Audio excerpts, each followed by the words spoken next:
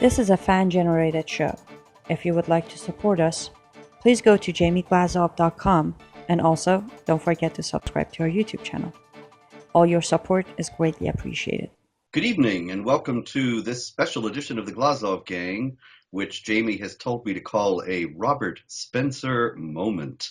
And I'm not quite sure what that means, but we'll do our best. I did want to discuss with you for a few minutes tonight the criminalization of dissent, which is something that is unfortunately becoming more and more on the horizon in these dark days of the second Obama term and the new ascendancy of Justin Trudeau in Canada and others of like mind elsewhere.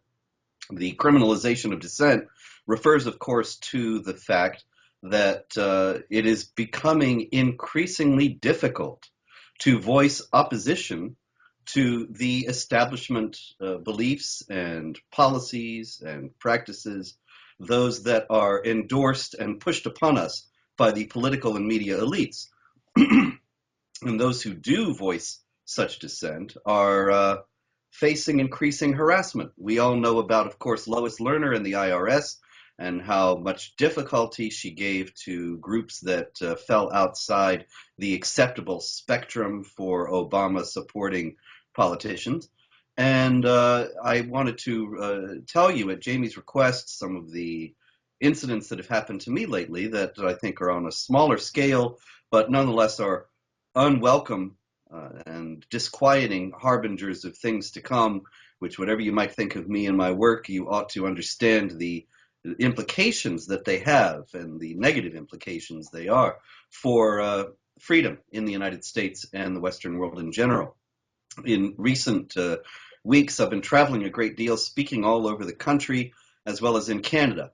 And pretty much every week, I've been going to the airport and flying out somewhere. I would say that the last 6 or 8 times that I've gone to the airport, I can't check in any ordinary fashion, but there's a very long delay, 10 to 15 minutes, while the clerk at the desk for the airline speaks in low tones to someone on the phone. I've asked who, and I never get a straight answer. And I ask what they're talking about, and I don't really get much of a straight answer for that either, except that they're told that they can't check me in unless they go to the phones and talk to whatever secret person it is. Maybe it's the people that the umpires at the baseball games now are speaking to on their headphones when there's a disputed call. I don't know. But in any case, can't check in ordinarily. And I made inquiries with the FBI actually about this. And an FBI agent assured me it was nothing. It just happens that there's a terrorist or suspected terrorist with my name and birth date. What a remarkable coincidence. And thus, they just want to make sure I'm not him, and it has nothing to do with me. Now, I'd be prepared to accept that, and it may well be true. The problem is that there is a little bit of disconfirming evidence on the other side. One piece of it is the fact that the FBI was recently announced is now working with the Southern Poverty Law Center. And the Southern Poverty Law Center is, of course, a hard left group that makes it its business to try to defame and marginalize people whose political views it does not like. And it has me listed as a so-called hate group leader for the crime of standing up for the freedom of speech, the equality of rights of women, and the equality of rights of non-Muslims in societies in the Islamic world, as well as the idea of the equality of rights of all here. So I wonder if that, combined with the Obama administration's oft-repeated concern for so-called right-wing extremists, might be behind some of this. Now you can say, oh, Spencer, see, you're just being paranoid and crazy and who knows what else. And I think that could well be the case, actually. But there's also this. I was speaking in Canada 2 weeks ago and got into the country with no problem. I then left Canada and came back and then returned for a separate speaking engagement last week.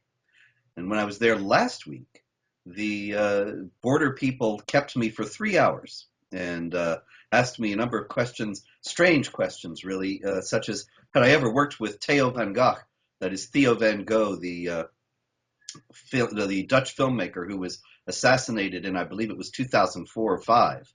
And I wonder, do the customs people have that outdated information, or are they just getting caught up now?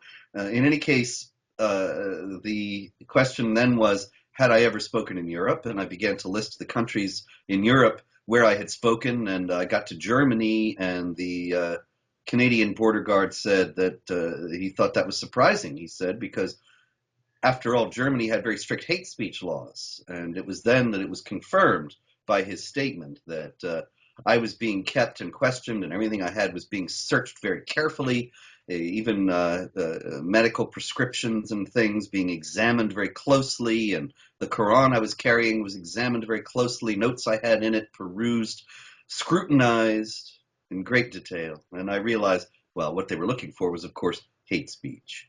Now, if they wanted to find it, they could have read the Quran itself and found plenty, but they were looking for something that I myself had written that would qualify under the term hate speech. The problem is, of course, that hate speech itself is a subjective term. I believe that what I'm doing is working for justice and equality of rights for all people, and other people would say, no, if you speak about how Islamic jihadists use the texts and teachings of Islam to justify violence and hatred and supremacism, then you're being hateful. And I think that's absurd. But nonetheless, there are people who insist upon it. And of course, Islamic advocacy groups in the United States, like the Hamas-linked Muslim Brotherhood group, the Council on American Islamic Relations, have worked assiduously for years now to try to stigmatize any honest discussion of how Islamic doctrine can incite believers to violence as hate speech. And now we see why, because there are attempts to claim that hate speech is not free speech, or free speech is not hate speech, whichever way it goes. And of course, the idea behind that is that what is deemed hate speech then does not deserve First Amendment protection. And then the question becomes, well, then who gets to decide what hate speech is? I think that what Islamic preachers often say in mosques when they say, for that, stab Jews, for example, that's hate speech. But to point out that it's being said in mosques, as I do, that's not hate speech. That's alerting people to a problem and a threat. But the Organization of Islamic Cooperation would say exactly the opposite, that it's not a problem when the Muslim cleric says stab Jews. It's a problem when I report on the Muslim cleric saying stab Jews. So the question becomes, okay, so who gets to decide what hate speech is? Would it be somebody like me or somebody like the Organization of Islamic Cooperation? Obviously, the political power is all in the hands of the friends and allies of the Organization of Islamic Cooperation, and not in the hands of my friends and allies. And so they would say that what I'm doing is hate speech. And I think that the harassment at the Canadian border and the long delays in the American airports, and then what happened when I got back to the U.S. at the end of my last Canadian trip on Monday, I was quizzed by an American border guard, and he said, "What were you doing in Canada?" And I said, "Speaking." And he said, "Where were you speaking?" And I said, "The Jewish Defense League and the Concerned Citizens of Canada." And he said, "What were you speaking about?" And I said, "Terrorism." And he said, "What qualifies you to speak about terrorism?" And I thought, that's an odd question. One has to have a particular set of qualifications now to get back into the country of his birth and citizenship. It was an interesting question. And I said, well, I've been doing this for 30 years. And he said, well, what did you study in school to qualify you to speak about terrorism? And I said that I had actually studied religions, including Islam, and that led me to a deeper study of Islam on my own, followed by an understanding of how Islamic jihadis use the texts and teachings of Islam to justify their actions and to make recruits among peaceful Muslims, and that I had formerly been an FBI trainer and so on. And then he started stamping his various papers and let me through. But it was a very interesting incident to get again, that something on his screen told him, well, here's some ignorant, unqualified Islamophobe pretending to know something about terrorism. And that's a discussion I'd be happy to have, and I'd be happy to debate any Islamic scholar or anyone who thinks that or charges that what I'm saying is untrue or inaccurate. But this guy was a border guard, and he was just following orders, I'm sure. And so we're going to be putting in some Freedom of Information Act requests and trying to get to the bottom of this. But ultimately, the point is not about me at all. It's about the fact that I think these small incidents add up to at least the possibility that this is part of an ongoing effort that's gone on for years to stigmatize and ultimately to criminalize political dissent. And this is something that all free people should be alarmed about and should be on their guard against. And I hope that even people who oppose what I am saying and doing will understand the deleterious implications of this, although probably most, if not all of them, would be applauding it because they know, well, they have the power, and so they're not going to be the ones silenced. But that means, of course, the end of a free society and the beginning of an authoritarian regime, and that's where we're heading. Thank you very much. And now I do have some things Jamie wanted me to say at the end. Go to jamieglazov.com and support the show. Subscribe to the Glazov Gang's YouTube channel. And I believe that will have us all covered. And so unless I am in prison, we'll see you next time. Thank you very much.